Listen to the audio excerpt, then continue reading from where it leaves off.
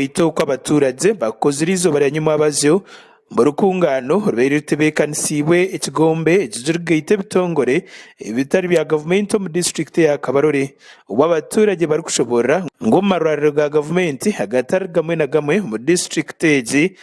tarmu mbazingu kandi kiri kubasasa mnonga nabebembezi babo bari kubafaho bale tombekira marwaro neto kisimi beta raka tukam obanga bubiri Turama warugetu marungiko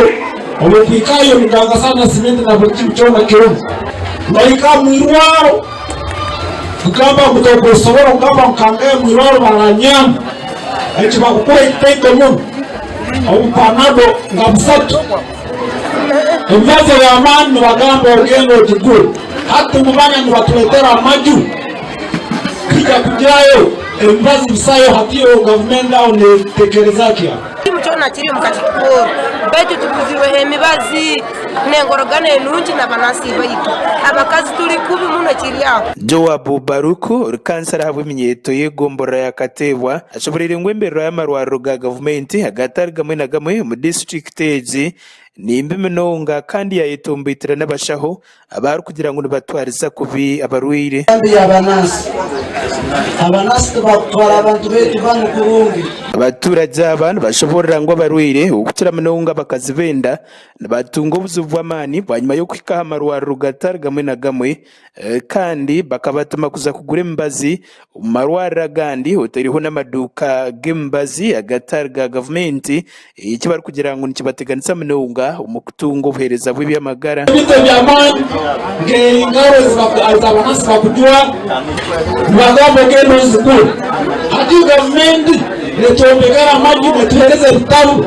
temanya wa banasi basemere kujwara gloves kuja kuzaza abakazi ekizibu ekitwine ekizibu kya marwaru gaitu itwenga bakazi abenda tutwalenda betu tubona bona muno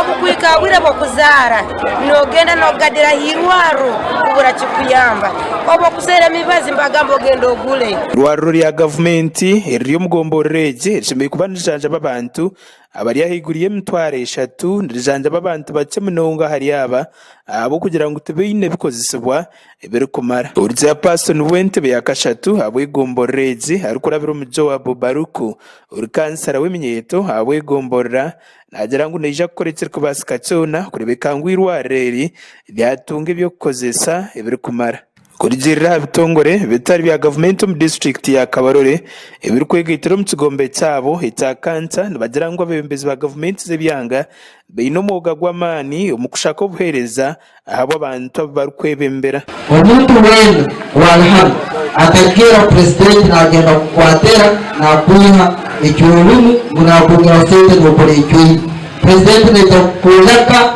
emahanda eyo togora gukora ukatunga sente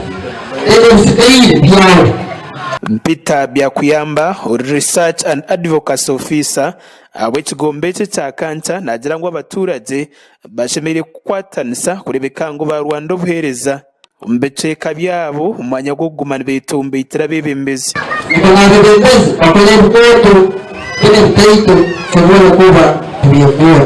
kuvuga kumutya cyane kubiyekora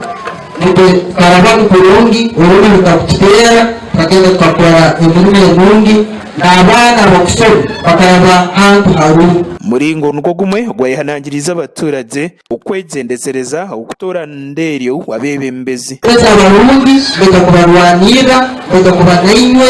bwire bw'usasa bwire burungi bwire bw'usemererwa bwire bw'ukurakurana abaturage aba bayihanangiriza abebembezi begombora ukutaho buriyo kurebeka ngo batunga obuhereza burungi mjaji witu yagezaho kugamba n'abebembezi b'irwareri kunka